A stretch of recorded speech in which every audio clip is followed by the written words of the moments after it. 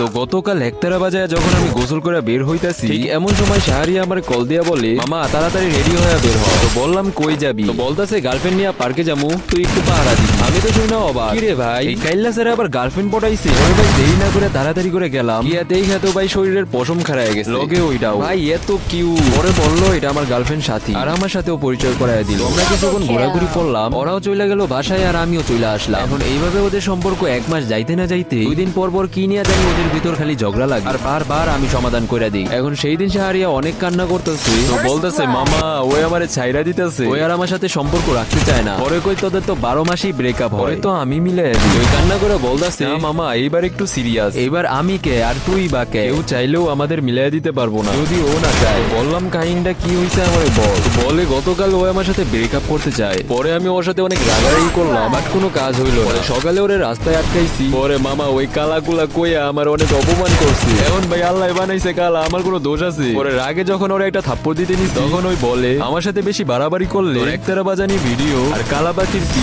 Viral করে দিমু। এখন ভাই না চাইতো ওর লগে আমার ব্রেকআপ করা লাগতেছে।